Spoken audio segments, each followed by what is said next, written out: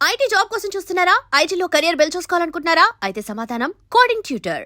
గద్దముక్కు పంతులుగా తెలుగు ప్రేక్షకుల మనసులో ముద్ర వేసుకున్న ఈ బహుముఖ ప్రజ్ఞాశాలి నేటి తరానికి దిక్సూచి వంటి వారు.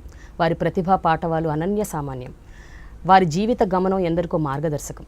వారే గొల్లపూడి మారుతీరావు గారు. ప్రస్తుతం నా స్పెషల్ షో డైలాగ్ విత్ ప్రేమలో నా స్పెషల్ గెస్ట్. నమస్కారం సార్. నమస్కారమ్మా. చాలా థ్యాంక్స్ మీరు మాకు టైం ఇచ్చినందుకు. చాలా సంతోషం నాకు కూడా. నువ్వు గద్దముక్కు పంతులను నన్ను పరిచయం చేసావు కదా. అవును. నన్ను చూడగానే గుర్తొచ్చి ఇంకో పాత్ర కూడా ఇలా అడిగి చేశాను. సింగిల్పూరి శర్మ రాఘవేంద్ర పిక్చర్, అది సుందరకాండ అనుకుంటాను నేను. అందువల్ల సాధారణంగా 280 సినిమాలు చేసినా నన్ను చూడగానే జ్ఞాపకం వచ్చే 2 పేర్లు, చూసిన కారణంగా జ్ఞాపకం వచ్చే 2 పేర్లు ఇవి అంతే. గద్దముక్కు పంతులు, సింగిల్పూరి శర్మ.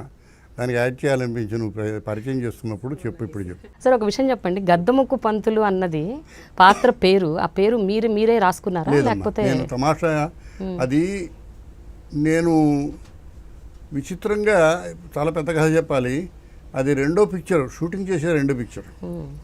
ఇంట్లో రామేంద్ర కృష్ణ చాలా పెద్ద సక్సెస్ అయిన తర్వాత చిలకలూరిపేటలో గృహలక్ష్మి అనే ఒక పిక్చర్ అనుకుంటాను నేను, మురళీమోహన్, సరిత, నాగేష్ మేమంతా కలిసి చేసిన గుర్తు.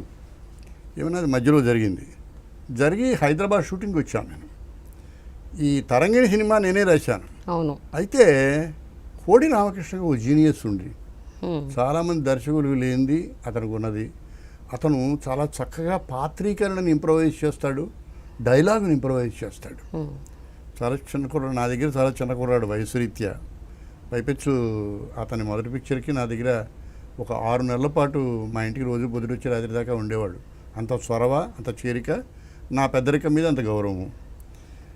ఆ రోజు షూటింగ్ ప్రారంభిస్తున్నప్పుడు నాతో చెప్పలేక రాఘవ్ గారితో చెప్పాడు, గురువు గారిని గద్దముక్కు పంతులు అని పేరు పెడితే బాగుంటుందేమో అని అన్నాడు. పెట్టండి, బాగానే ఉంటుందన్నాను నేను.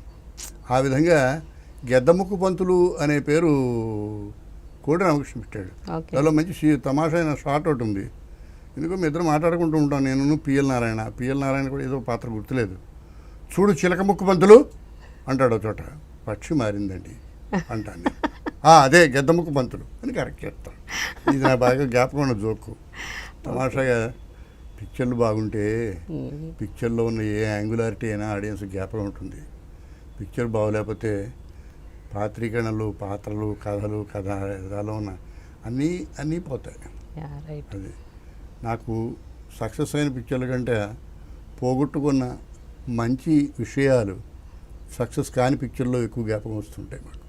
అయ్యో ఇది బాగుంటే బాగున్నాయి, ఈ సినిమా బాగుంటే ఈ పాత్ర బాగా రాణించేది అనిపిస్తూ ఉంటుంది. ఎలాగా బలహీనుడైన కొడుకు మీద తల్లికి ప్రేమలాడేది అనమాట. ఏదైనా 1-2 అలాంటి సినిమాల పేర్లు చెప్పగలరా? రంగుల వల అని ఒక సినిమా చేశాను, రంగుల వల. దానికి హీరో మోహన్ బాబు, నేను కింగ్ మేకర్ క్యారెక్టర్. అది చిన్న చెవుడు, చాలా ఆర్డినరీగా ఉండే మనిషి, పంచాదాల్చి ఇతనికి ఈ డ్రగ్స్ మందులు తయారు చేస్తాడు. ఇతనికి కూతురు, అలాంటి క్యారెక్టర్ అనమాట. చాలా బాగా రాణించిన క్యారెక్టర్. పిక్చర్ బాగా పోలే. దానిలో నా భార్యగా, అప్పటికింకా భార్య కానీ కోడి రామకృష్ణ పెళ్ళాం యాక్ట్ చేసింది నా కూతురుగా. అది నాకు చాలా ఇష్టమైంది. ఎందుకంటే రకరకాల స్పూరియస్ మెడిసిన్స్ని తయారు చేసి అమ్ముతూ వ్యాపారం చేసి బాగా డబ్బులు ఆర్జించే తండ్రి, ఈ విషయాన్ని గ్రహించిన కూతురు చాలా వీడంటే చాలా అభిమానించే కూతురు. ఇతన్ని ఒక కుర్చీ కట్టేసి కొన్ని సంవత్సరాల పాటు ఈ దేశంలో నీ అవినీతిని కొనసాగిస్తూ ఎంతమంది అనారోగ్యాన్ని మూటగట్టుకున్నావు, అనారోగ్యం యొక్క ప్రతిఫలం కానీ ప్రభావం కానీ ఎలా ఉంటుందో ఒకసారి నీ కూతుర్లో చూడన్నాని ఆ మందులు ఒకటి వేసుకోవడం ప్రారంభం. వేసుకొని అమ్మాయి ఏదో హింసపడుతుంది. నిస్సహాయంగా ఇక్కడి నుంచి తప్పించుకోలేని పరిస్థితుల్లో ఇతని కళ్ళ ముందే కూతురు చచ్చిపోవడం చూస్తాడు. ఇతనికి మతి చెల్లుస్తుంది. ఏదో క్లైమాక్స్. ఏమైనా ఈ పాత్రీకరణ క్యాన్వాస్ మాకు చాలా ఇష్టం. అయితే ఇందాక చెప్పినట్టుగా సినిమా బాగా పోలేదు, పాత్ర రాణించలేదు, పాత్ర జ్ఞాపకం లేదు, ఇలా నువ్వు అడిగితే తప్పిస్తే ఇది జ్ఞాపకం రాని మంచి పాత్రలో ఇదో పాత్ర. కానీ మారుతీరావు గారు, నేను అంటే చిన్నతనం నుంచి నేను చూసిన సినిమాల్లో, ఎస్పెషల్ ఇంట్లో రామయ్య, వీధిలో కృష్ణ, తరంగిణి, చాలా అద్భుతమైన సినిమాలు. ఆ సినిమాలన్నీ చూస్తూ చూస్తూ ఒక 20 సంవత్సరాల తర్వాత నాకు తెలిసింది మీరు కేవలం నటుడు మాత్రమే కాదు, మీరు ఒక గొప్ప రచయిత అని. నాకు సినిమాలు చూసిన 20 ఏళ్ళకి ఎప్పుడో సమ్ 20-25 ఇయర్స్ తర్వాత I came to know that your a great writer. నీలాంటి ప్రేక్షకులు చాలామంది నాకు చేసిన పెద్ద అన్యాయం ఇది. నేను ఎసెన్షియల్గా రచయితని. అదే అంటున్నాను. నేను I became an actor by an accident and default. But ఎందుకు అలా జరిగిందంటారు? నా జీవితంలో నేను ఎప్పుడు సినీ రచయితను కావాలనుకోలేదు. నమ్మాలి ఈ విషయం. ఏనాడు నేను సినీ రచయితను కావాలనుకోలేదు. ఏనాడు నేను సినిమా నటుడు అవ్వాలనుకోలేదు. ఏనాడు సినిమాలు రాయాలనుకోలేదు.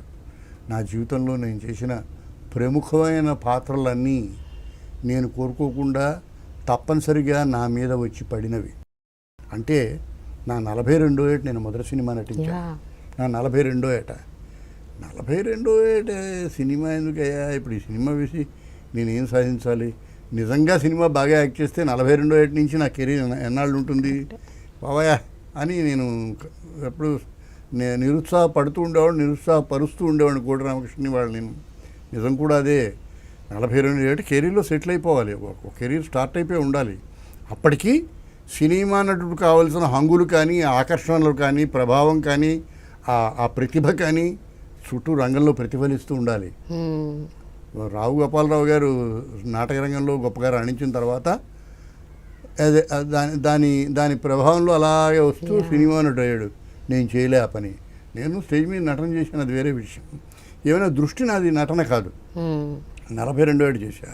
నాకు తెలియని విషయం ఏమిటంటే 35 సంవత్సరాల పాటు నా కెరీర్ ఉంది. తర్వాత 35 సంవత్సరాల కెరీరు, 280 సినిమాలు. ఇవాళ కూడా నేను సినిమా యాక్ట్ చేస్తున్నాను. Who could imagine this? ఇది ఊహించలేని విషయం. ఇవాళ కూడా నీ తరం వాళ్ళు చాలామంది మీరు మంచి నటులు, రచనలు కూడా చేస్తారట అంటే నాకు నవ్వు వస్తుంది. నేను రచనలే చేస్తాను బాబు, నటన కూడా చేస్తూ ఉంటాను అని చెప్పాలి న్యాయంగా అంటాను. ఏమైనా తరం మారుతుంది, కాలం మారుతుంది. మీ నాన్నగారికి బహుశా నేను రచయితగా ఎక్కువ తెలిసి ఉంటుంది, నీకు నటుడిగా తెలుసు. అప్పుడు వెనక్కి వెళ్ళి ఒకసారి చూసుంటావు, ఈయన కథ కూడా రాస్తాడా, నాటికి రాస్తాడా, నాటకం రాస్తాడా, ఇంకోటి చేస్తాడా అని. ఒక పరిణామ దశ అది. కానీ నాకు ఫేవరెట్ ఫిలిమ్స్లో ఒక 2-3 ఉన్నాయండి. డాక్టర్ చక్రవర్తి, ఆత్మగౌరవం. అంటే ఈ సినిమాలకి కథలు మీరు రాశారు, స్క్రీన్ ప్లే మీరు చేశారు. అంటే ఇవన్నీ తెలుసుకున్నాను లేండి, ఒక 10 ఏళ్ల క్రితమే తెలుసు. బట్ 10 ఏళ్ల క్రితం కూడా for me it was a shock. అంటే డాక్టర్ చక్రవర్తి కథన అది కాదు, కోడూరు కౌశల్యాదేవి గారు చక్రభ్రమణం స్క్రీన్ ప్లే మీరు చేశారు. ఆ నవల అని అంతకుముందు నేను ఆంధ్రప్రభలో పనిచేశాను కొన్ని నెలల ముందు. అది లైఫ్. అది కొన్ని నెలల ముందు ఆంధ్రప్రభలో పనిచేసి ఆంధ్రప్రభ పోటీలకు వచ్చిన నవలల్లో సెలెక్ట్ చేయడానికి ప్రిలిమినరీ మెంబర్స్ సెలక్షన్ కమిటీ ఉంటుంది కదా, కుర్రాళ్ళ మేమందరం. అప్పుడు నాకు 21-22 ఏళ్ళు. మీరు చదవండి అయ్యా అని మాకు ఇచ్చారు ఆయన. బదోర్క శనకామరాజు గారు ఎవరు అనుకుంటా. అప్పుడు సెలెక్ట్ చేసిన 3-4 నవలల్లో చక్రభ్రమణం ఒకటి. ఫైనల్ జడ్జి త్రిపురనేని గోపీచంద్ గారు. నేను ఆంధ్రప్రభ వదిలేసి ఆల్ ఇండియా రేడియోకి వచ్చేసాను ఈ మధ్యకాలంలోనే. ఆయన చక్రభ్రమణానికి అవార్డు ఇచ్చారు. జనవరిలో నేను ఆల్ ఇండియా రేడియోలో జాయిన్ అయ్యి మార్చికి వచ్చేసరికి మళ్ళీ చక్రభ్రమణం నా చేతికి వచ్చింది. దీనికి మీరు స్క్రీన్ ప్లే రాయాలి మారుతిరావు గారు ఆనాడు దుఃఖపడం వస్తుంటారు. అది సినిమాలు రాయడం మీరు అదండి బాబు, స్క్రీన్ ప్లే అంటారండి మీరు. ఇవన్నీ నేను నేను ఎప్పుడు చేయలేదు ఇలాంటి పనులు కూడా. నా పక్క దాశరథి గారు ఉన్నారు, మహానుభావుడు. ఆయనే కారణం నేను రావడానికి. నీకు తెలియపోయినా ఆయన తెలుసయ్యా ఎలా చేయించుకోవాలో, నువ్వు ఎక్కువ కారు అన్నాడు ఆయన. ఆ విధంగా చక్రభ్రమణం రాశా. ఇంకా మంచి విషయం చెప్పాలి, ఇవన్నీ గర్వపడే విషయాలు ఇవాళ తలుచుకుంటే వెనక్కి తిరిగి. డాక్టర్ చక్రవర్తిలో సినిమాలో మొదటి సీన్ నేనే రాశా. ఆ సీన్ ఫేర్ కాపీ రాసుకున్న మహానుభావుడు ఒక ఆయన ఉన్నాడు, కె విశ్వనాథ్ గారు. ఆయన దానికి కో డైరెక్టర్. అంటే నిద్రాణంగా ఉన్న కొందరు సాంకేతిక నిపుణులు ఎంత విశ్వరూపం దాలుస్తారు అని మన కళ్ళ ముందే తెలియడం కోసమని తొలి దశలో నేను చూసిన ఒకళ్ళిద్దరు దర్శకుల్లో 2 పేర్లే చెప్తాను నేను. ఒకటి కె విశ్వనాథ్, రెండో ఆయన కె రాఘవేంద్రరావు. రాఘవేంద్రరావు అని కూడా నాకు అసిస్టెంట్ డైరెక్టర్గా తెలుసు. ఆయన బాబు కథ ప్రకాశ్రావు గారు నాకు చెప్పడం తెలుసు. మా ఇంటికి ఎదురుగుండా ప్రకాశ్రావు గారి ఇల్లు. ఆయన అక్కడ ఆయన ఆ పిక్చర్ రాసేవాడు, ప్రేమనగర్ రాస్తుండేవాడు. ఆయన వరండాలో కూర్చుని నన్ను మా ఆవిడ లేపేది, ప్రకాశ్రావు లేచారు మీరు లేవండి అని. నేను ఈ వరండాలో కూర్చునేవాడిని. ఇది గొప్ప అనుభూతులు అవి. వాళ్ళు ప్రకాశ్రావు గారు is a legend by himself. 3 లాంగ్వేజెస్లోని ప్రేమనగర్ని పెద్ద హిట్ చేసిన మహానుభావుడు. అంత గొప్ప picture. It was a path breaking film. ఇదో విశేషాలు. And for more videos, Please subscribe to iDream. Please subscribe to iDream. Please subscribe iDream. And please subscribe to iDream. For more videos, subscribe to iDream. please like, share and subscribe to the channel. Congratulations, iDream. Subscribe to iDream. Subscribe to iDream.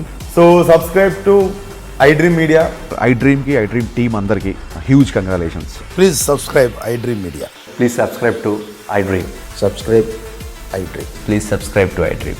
iDream అంటే నా కళల ఛానల్ను subscribe చేసుకున్న నోరు తిరుగుతలేదు. మీరైతే గంట గుర్తు కొట్టండి. For more such videos, please subscribe to iDream. Subscribe to iDream. Please subscribe to iDream. Please subscribe iDream Media. Please do subscribe to iDream. Please subscribe to iDream Media. For best entertainment and information, please subscribe iDream. And don't forget to subscribe to iDream.